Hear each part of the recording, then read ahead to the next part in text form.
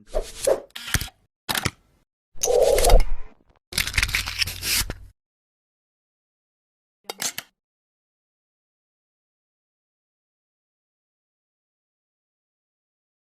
আজ আমি তোমাদের সাথে বর্ণালিমিতি, এনএমআর এবং এমআরআই বর্ণালিমিতি নিয়ে আলোচনা করব। সবাই খাতা কলম নিয়ে বসবা, দায়িত্বের সাথে এবং গুরুত্বের সাথে ক্লাসটা করবা। কেমন? অনেক মজার একটা টপিক, পরীক্ষায় প্রশ্ন হয়, জ্ঞানমূলক অনুধাবনমূলক প্রশ্ন বেশি আসে এখান থেকে। কেমন? যদি আমরা এই দুটা ওয়ার্ডকে আমরা ভাঙি, এই দুটা এনএমআর এবং এমআরআই, তাহলে আমরা পাবো এনএমআর বলতে nuclear magnetic resonance, NMR, nuclear magnetic resonance. আর এমআরআই বলতে আমরা বুঝবো ম্যাগনেটিক রেজোনেন্স ইমেজিং।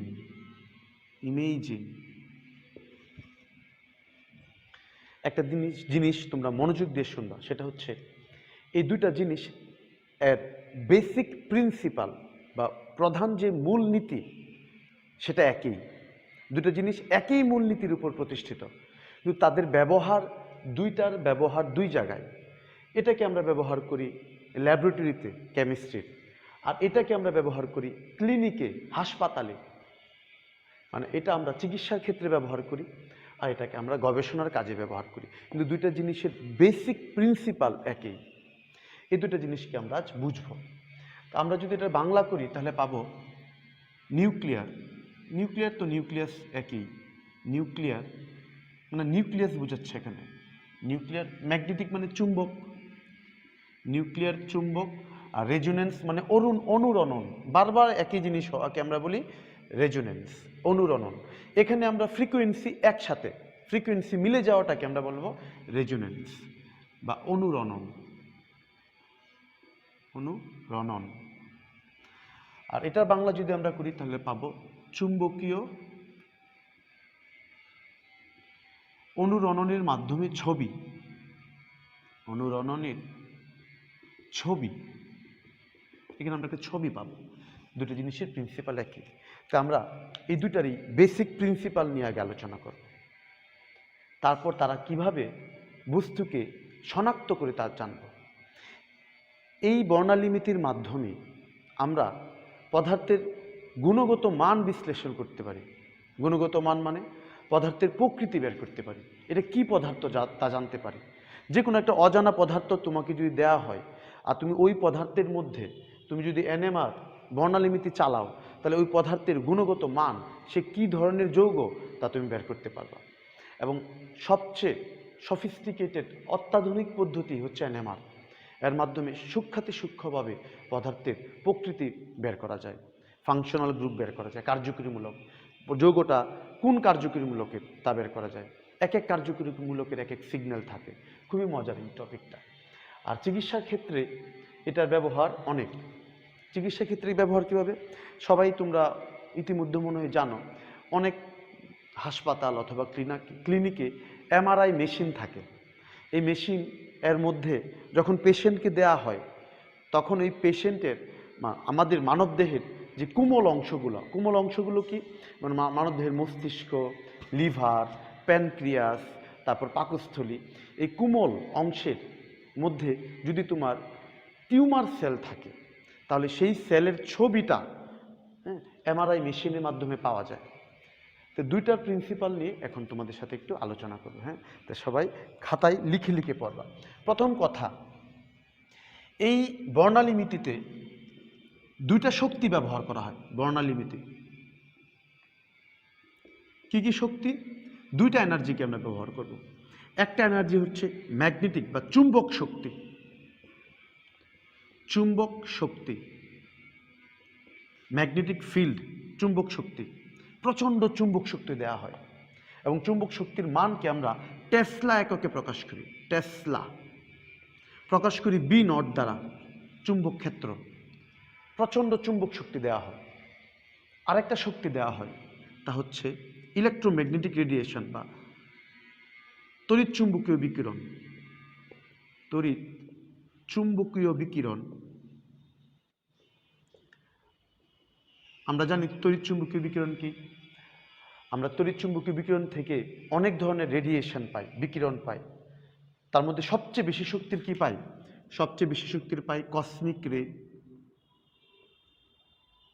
তারপরে পাই আমরা গামা রে, তারপরে পাই আমরা এক্স রে, তারপরে পাই আমরা ইউভি রে, তারপরে পাই আমরা ভিজিবল দৃশ্যমান, তারপরে আমরা পাই আয়ার, তারপরে পাই আমরা রেডিও ওয়েভ, তারপরে আমরা পাই মাইক্রোওয়েভ। এই যে আমরা তড়িৎচুম্বকীয় বিকিরণ পাচ্ছি, তার মধ্যে এই রেডিও ওয়েভ বা বেতার তরঙ্গটা আমরা ব্যবহার করি এনএমআর মেশিনে বা এমআরআই মেশিনে। এখানে আমরা তড়িৎচুম্বকীয় বিকিরণের এই সকল বিকিরণকে আমরা ব্যবহার করব না। এখানে আমরা উচ্চ শক্তির রেডিও ওয়েভ বা বেতার তরঙ্গ প্রবাহিত, বেতার তরঙ্গ ফ্রিকোয়েন্সি। তাহলে এই জিনিসটা সবাই খাতায় নোট করো যে এনএমআর বা এমআরআই বর্ণালীতে আমরা দুই ধরনের শক্তিকে ব্যবহার করি। এখানে শক্তি অ্যাপ্লাই করতে হবে। শক্তি অ্যাপ্লাই করে বস্তুর নিউক্লিয়াসের প্রোটনকে উত্তেজিত করতে হবে। এনএমআর নিউক্লিয়াসের প্রোটনের মধ্যে হবে, এই জন্য এটার নাম দিছে নিউক্লিয়ার ম্যাগনেটিক রেজোনেন্স। মানে নিউক্লিয়াসের ভিতর প্রোটন, চুম্বক শক্তি এবং বেতার তরঙ্গ বা বেতার তরঙ্গ হচ্ছে তড়িৎচুম্বকীয় বিকিরণ। বেতার তরঙ্গের শক্তি এবং চুম্বক শক্তি এই দুটা যখন নিউক্লিয়াসের মধ্যে আসবে, নিউক্লিয়াসের প্রোটন যখন পাবে, তখন প্রোটন রেজোনেন্স দেখাবে। এই রেজোনেন্সের মাধ্যমে সে সিগন্যাল দেখাবে এবং এনএমআর সিগন্যাল দেখে আমরা বস্তুকে আইডেন্টিফাই করব। আর এমআরআই মেশিনে সে সরাসরি প্রোটনের রেজোনেন্সের মাধ্যমে তার ছবিটা দেখায় দিবে। এই ছবি দেখে আমরা আইডেন্টিফাই করব যার ভিতর টিউমার সেল আছে। একটা ভালো মস্তিষ্ক আর একটা টিউমার বা ক্যান্সারে আক্রান্ত মস্তিষ্কের মধ্যে আমরা পার্থক্য দেখে টিউমার সেলের ছবিটা তুলতে পারি এমআরআই এর মাধ্যমে। তাহলে ভালো করে জিনিসটা লক্ষ্য করো, এই বর্ণালীমিতিতে আমরা দুই ধরনের শক্তিকে ব্যবহার করি। একটা হচ্ছে চুম্বক শক্তি, আর হচ্ছে বেতার তরঙ্গ। এই দুটা শক্তি ইলেকট্রনের উপর প্রভাব আছে, কিন্তু এই মেশিনের মধ্যে প্রোটনের রেজোনেন্সটাকে আমরা অবজার্ভ করি। নিউক্লিয়াসের ভিতর প্রোটন থাকে, সেই নিউক্লিয়াসের ভিতর প্রোটনের রেজোনেন্সকে আমরা অবজার্ভ করি বা নির্ণয় করি। তাই এর নাম দিচ্ছে নিউক্লিয়ার ম্যাগনেটিক রেজোনেন্স। মানে এখানে নিউক্লিয়াসটা গুরুত্বপূর্ণ, পরমাণুর নিউক্লিয়াসটা গুরুত্বপূর্ণ। এই জিনিসটা সবাই নোট করো। আমি জিনিসটা মুছে দিলাম। এই দুই ধরনের শক্তিকে আমরা ব্যবহার করি, এই জিনিসটা তোমরা নোট করো। তড়িৎচুম্বকীয় বিকিরণে আমরা অনেক ধরনের শক্তি পাই, তার মধ্যে শুধু বেতার তরঙ্গটাকে আমরা ব্যবহার করব। তো কিভাবে হয় এটা? এটা হয়, ধরো এটা হচ্ছে একটা যৌগের পরমাণু নিউক্লিয়াস। তো নিউক্লিয়াস অনেকগুলো প্রোটন থাকে, নিউট্রন, প্রোটন, এভাবে প্রোটন আছে। এটা হচ্ছে নিউক্লিয়াস। পরমাণুর অনেকগুলো পরমাণু নিউক্লিয়াস যৌগ অবস্থায় আছে। এখানে তুমি যদি ম্যাগনেটিক ফিল্ড বা চুম্বক শক্তি অ্যাপ্লাই করো, এবং এর মধ্যে যদি তুমি বেতার তরঙ্গও দাও, বেতার তরঙ্গের যে শক্তি মাইক্রোওয়েভ ফ্রিকোয়েন্সি দাও, বেতার তরঙ্গ উচ্চ কম্পাঙ্ক যদি দাও, তাহলে দেখা গেল এই পরমাণুর প্রোটনগুলোর, আমরা জানি একটা পরমাণুতে নিউক্লিয়াস থাকে ধনাত্মক চার্জযুক্ত, তার চারদিকে electron revolving around a nucleus, ইলেকট্রনগুলো নিউক্লিয়াসের চারদিকে ঘুরতেছে। তাহলে এর ভিতর যে প্রোটন আছে, সেই প্রোটন ধনাত্মক চার্জযুক্ত। সেই প্রোটন এই চুম্বক শক্তি এবং বেতার তরঙ্গ দ্বারা এই প্রোটনের মধ্যে রেজোনেন্স তৈরি হবে, তার ভাইব্রেশন, কম্পন তৈরি হবে। সে কম্পন দুই ধরনের। সে কম্পনটা নিয়ে তোমাদের সাথে আলোচনা করব। কম্পনটা নিয়ে কীভাবে আলোচনা করব দেখো।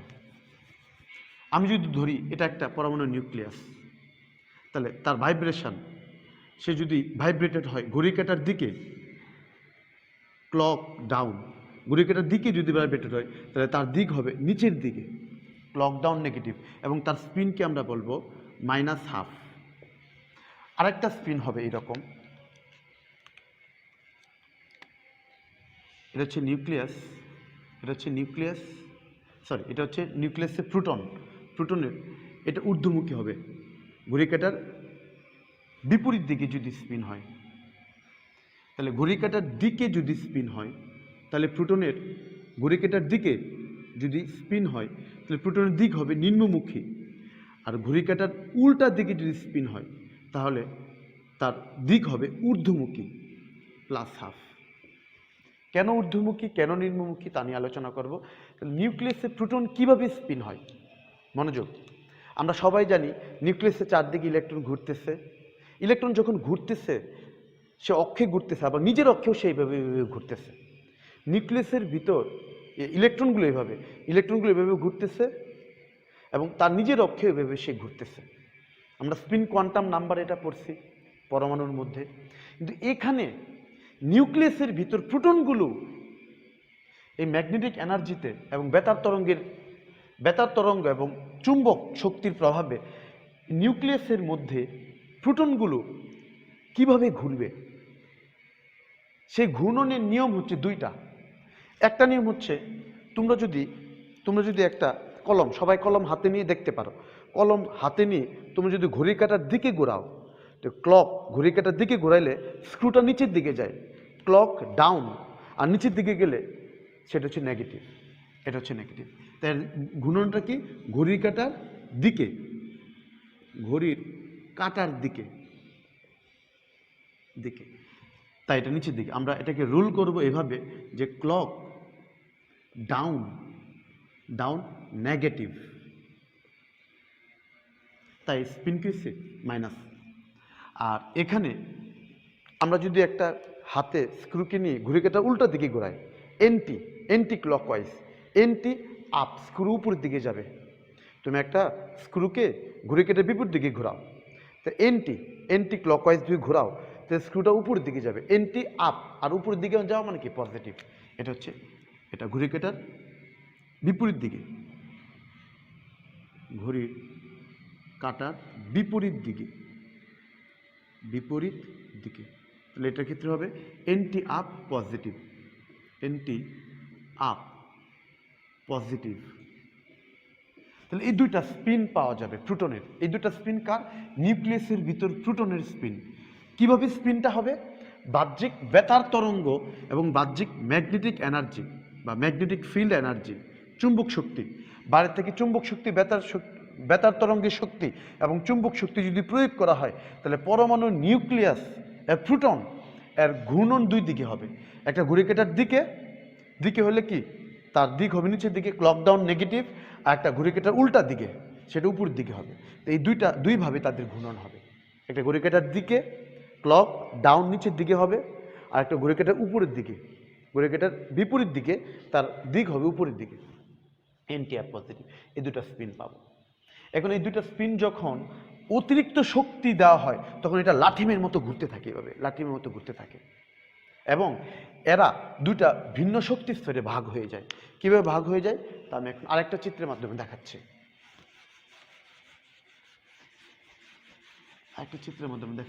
আচ্ছা, তার আগে ওই আরেকটা চিত্রের মধ্যে দেখানোর আগে একটা গুরুত্বপূর্ণ কথা, যেন তেন পরমাণু, যে কোনো পরমাণু, যেন তেন পরমাণু এনএমআর অ্যাক্টিভ না।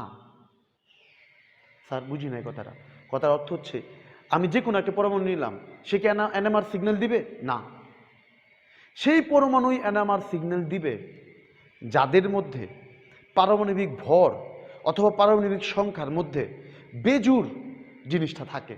অর্থাৎ আমি যেটা বুঝাতে চাচ্ছি, এই যৌগগুলো হাইড্রোজেন 1 কার্বন 6 13, তারপর নাইট্রোজেন 7 14, তারপর ফ্লুরিন 9 19, এই পরমাণুগুলো এনএমআর অ্যাক্টিভ বা এনএমআর এর প্রতি সাড়া দেবে। কিন্তু আমি যদি বলি অক্সিজেন O816, এটা এনএমআর এর প্রতি সিগন্যাল দিবে না।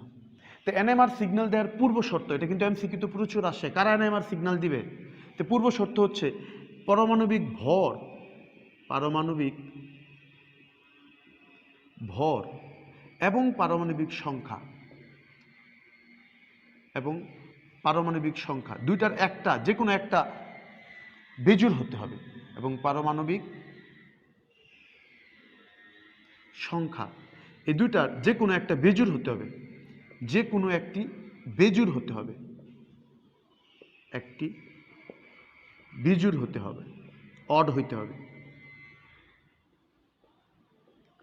আর দেখা গেছে এই পরমাণুগুলোর পারমাণবিক ভর এবং পারমাণবিক সংখ্যা এগুলো হচ্ছে অড বা বেজোড়। আর বেজোড় হলেই সে ম্যাগনেটিক ফিল্ড বা চুম্বক শক্তি এবং বেতার শক্তি দ্বারা সে প্রভাবিত হবে এবং তার সিগন্যাল পাওয়া যাবে। কারণ আমরা জানি স্পিন কোয়ান্টাম নাম্বার এর ক্ষেত্রে যদি বেজোড় ইলেকট্রন সংখ্যা থাকে তখন সে ম্যাগনেটিক ফিল্ড দ্বারা সে অ্যাট্রাক্ট হয়। আমরা সবাই জানি চুম্বক ইলেকট্রন বিন্যাসের সাথে চুম্বকত্বের প্রভাব। সে সকল পরমাণু চুম্বকত্বের প্রতি অ্যাক্টিভ যাদের মধ্যে ইলেকট্রন বিন্যাসে বেজোড় ইলেকট্রন থাকবে। সো অড বা বেজোড় ইলেকট্রন থাকা, সে বেজোড় ইলেকট্রন থাকলে সে চুম্বকের প্রতি সাড়া দিবে বা রেসপন্স দেখাবে। আর যারা চুম্বকের প্রতি রেসপন্স দেখাবে তারাই এনএমআর সিগন্যাল বা তার এনএমআর রেসপন্স হবে তার। তো এই জিনিসটা সবাই নোট করো। এখন কিভাবে সে রেসপন্স করে তা আমি এখন একটা ছবির মাধ্যমে দেখাবো।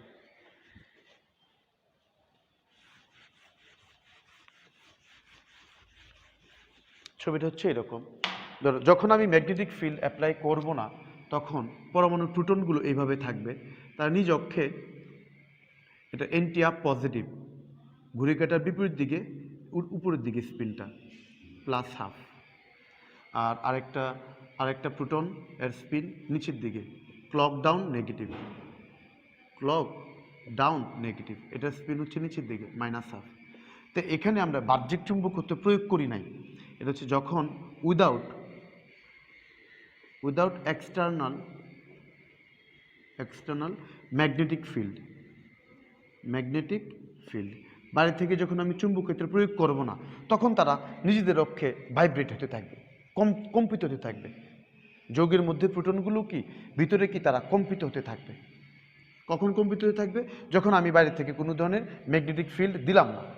কিন্তু যদি আমি এখানে বাইরের থেকে ম্যাগনেটিক ফিল্ড দেই, যদি আমি এখানে ম্যাগনেটিক এনার্জি এবং বেতার তরঙ্গ দিয়ে অ্যাপ্লাই করি, এখানে যদি আমরা বেতার তরঙ্গ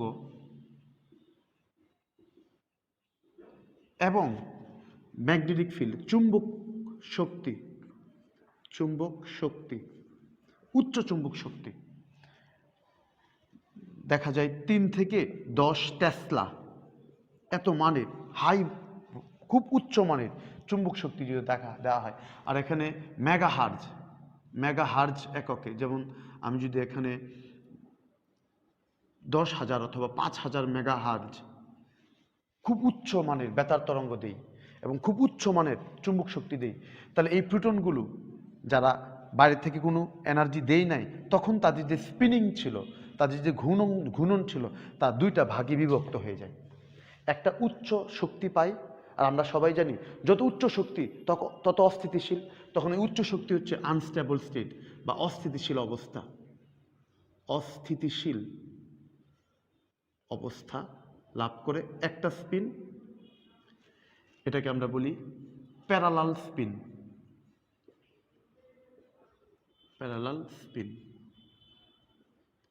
আর একটা হচ্ছে স্থিতিশীল অবস্থা।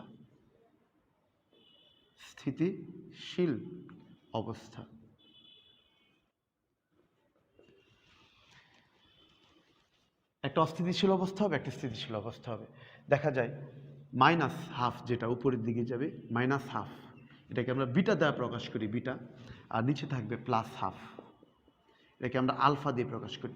আর এই দুটার মধ্যে যে গ্যাপ তা হচ্ছে ডেল ই হচ্ছে beta minus alpha is equal H nu. এই দুটা শক্তি স্তরে তা আলাদা হয়ে যায়। মানে এই দুটা স্পিন, যেটা মাইনাস সেটা উপরের দিকে চলে যাবে, মাইনাস স্পিনটা উপরের দিকে চলে যাবে,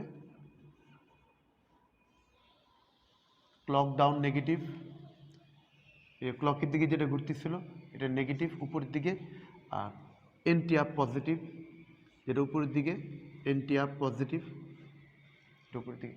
তাহলে একটা হচ্ছে ক্লক ডাউন নেগেটিভ, মাইনাস স্পিনটা হচ্ছে অস্থিতিশীল অবস্থা, আর একটা হচ্ছে ক্লক ডাউন এনটিআর পজিটিভ, যেটা উপরের দিকে সেটা নিচে, সেটা হচ্ছে স্থিতিশীল অবস্থা।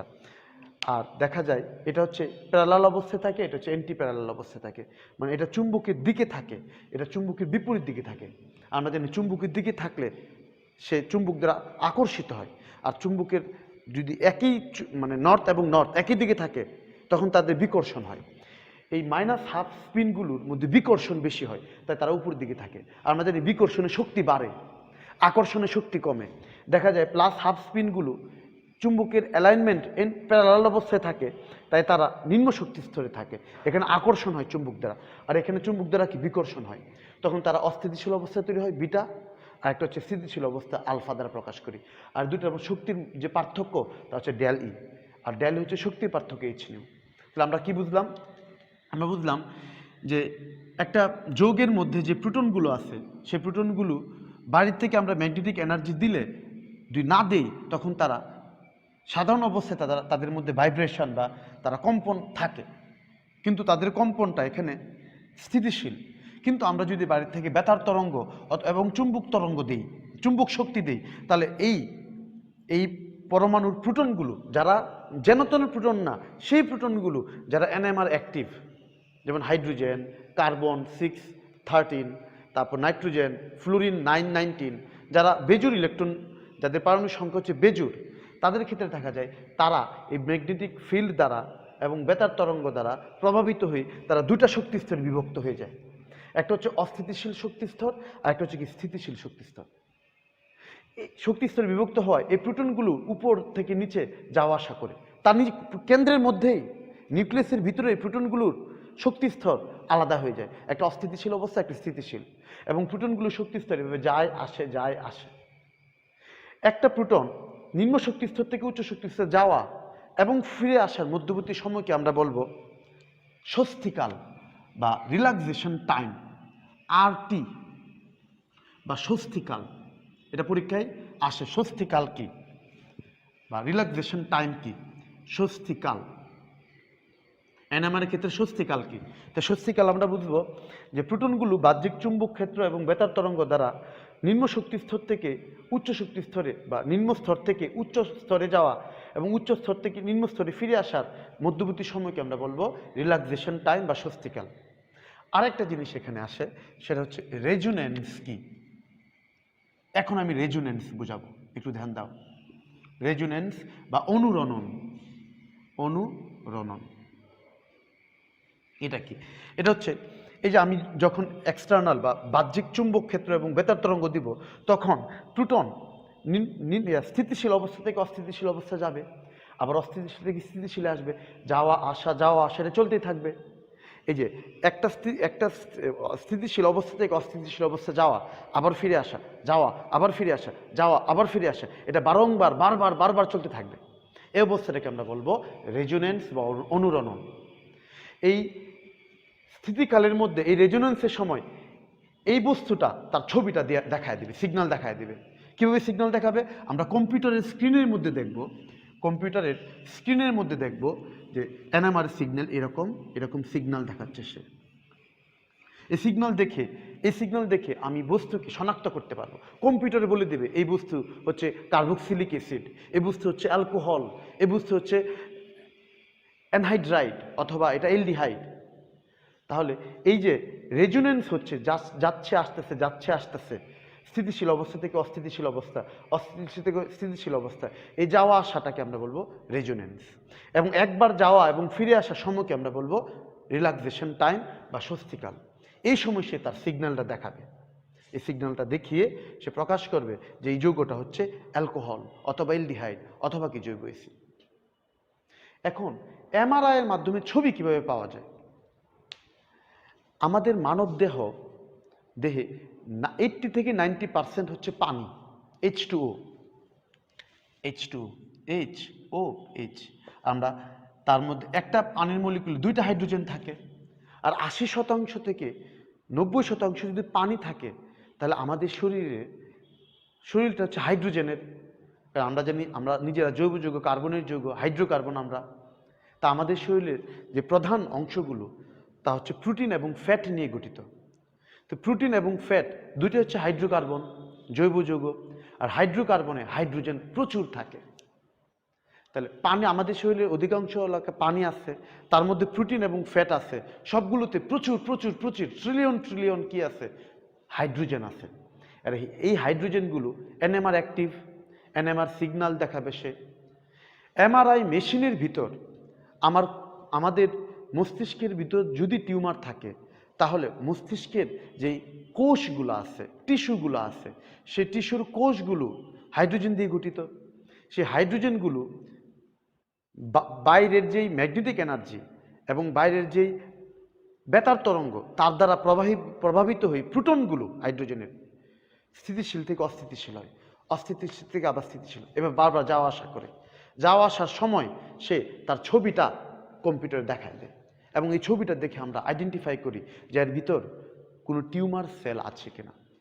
যেখানে টিউমার থাকে সেই জায়গাটার ঘনত্ব বা ঘনমাত্রা বেশি থাকে, ফলে একটা ভালো মস্তিষ্ক আর একটা টিউমারযুক্ত মস্তিষ্কের মধ্যে অনেক পার্থক্য থাকে। যেখানে টিউমার থাকে সেখানে পানির কনসেন্ট্রেশনটা বেশি থাকে, ঘনমাত্রাটা বেশি থাকে, তাই তার ইমেজটা আলাদাভাবে দেখা যায়। এভাবে আমরা চিকিৎসা বিজ্ঞানে এমআরআই যন্ত্রের মাধ্যমে মানবদেহের কোমল অংশের ছবি দেখে আমরা ক্যান্সার কোষকে বা টিউমার সেলকে আইডেন্টিফাই করতে পারি। এই এনএমআর বর্ণালিমিতি মধ্যে যেই প্রশ্নগুলো হয় পরীক্ষায়, তা হচ্ছে এটা, এই স্বস্তিকালটা কি বা রিল্যাক্সেশন টাইমটা কি আর অনুরণনটা কি। আমরা বলবো যে এনএমআর মেশিনে বা পরমাণুর প্রোটনগুলো যখন বাহ্যিক চুম্বক ক্ষেত্র এবং বেতার তরঙ্গ দেওয়া হয়, তখন তার দুইটা স্পিন থাকে, একটা ঊর্ধ্বমুখী একটা নিম্নমুখী। এই দুটা স্পিন দুটা শক্তি স্তরে আলাদা হয়ে যায়। একটা স্থিতিশীল অবস্থা, এটা হচ্ছে চুম্বক দ্বারা আকর্ষিত হয়, প্লাস হাফটা, তাই স্থিতিশীল অবস্থা। এটা চুম্বক দ্বারা বিকর্ষিত হয়, তাই এটা হচ্ছে মাইনাস হাফ অংশটা, এটা অস্থিতিশীল অবস্থা। আমরা জানি বিকর্ষণের শক্তি বাড়ে, আর যত তোমার শক্তি ততই তুমি অস্থিতিশীল। অস্থিতিশীল এবং স্থিতিশীল অবস্থার মধ্যে বারবার প্রোটনের এভাবে যাওয়া আসাটাকে আমরা বলবো রেজোনেন্স, এবং সময়টাকে বলবো রিল্যাক্সেশন টাইম। এভাবে আমরা এনএমআর সিগন্যাল পাই এবং এমআরআই ছবি পাই, যার মাধ্যমে আমরা চিকিৎসা ক্ষেত্রে এবং গবেষণা করে পদার্থের প্রকৃতি এবং টিউমার সেলকে আমরা শনাক্ত করতে পারি। এই জিনিসগুলো খুবই গুরুত্বপূর্ণ এবং এই বর্ণালিমিতি থেকে প্রশ্ন পরীক্ষায় আসে। আজ এই পর্যন্তই ক্লাসটা তোমরা বারবার রিপিট করে দেখবে, তাহলে ভালো করে বুঝবে। কেমন? আল্লাহ হাফেজ, সবাই ভালো থাকবে।